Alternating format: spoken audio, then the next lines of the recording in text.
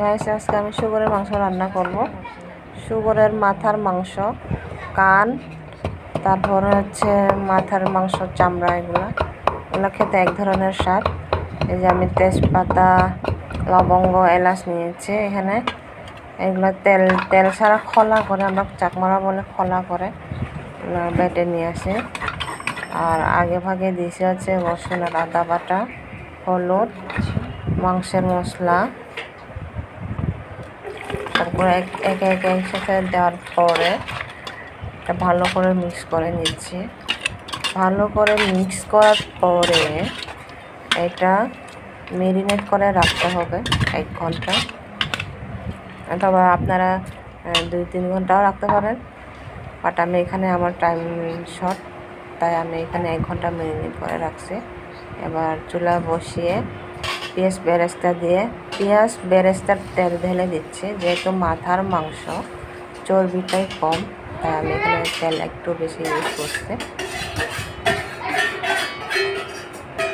পেঁয়াজ বেরেস্তা দিলে ফ্লেভারটা অন্যরকম হয়, টেস্টটাও অন্যরকম হয়ে যায়। সেম টু সেম গরু মাংসের রান্নার মতোই। তারপরেও এখানে কিছুটা মশলা কম দিছি, যেহেতু আমি গোটা মশলা দিছি বেশি। এলাচি, দারচিনি, তারপরে হচ্ছে লবঙ্গ, জিরা, এগুলো দিয়েছি।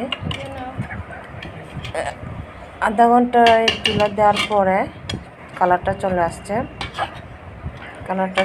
তরকারিটা প্রায় হওয়ার দিকে, তাই আমি এখানে সাবারাং পাতা অ্যাড করেছি ফ্লেভারের জন্য। যেহেতু এটা ছোট্ট শুকর, তাই বেশিক্ষণ সময় লাগে না। বড় শুকর হয়তো এটা সময় লাগতো, সিদ্ধ হইতে সময় লাগতো, নরম হইতে। তো আমি এখানে অল্প সময়ের মধ্যে সিদ্ধ হয়ে গেছে ছোট্ট শুকরের মাংস। আপনারা চাইলে কমেন্ট বক্সে জানাবেন কেমন।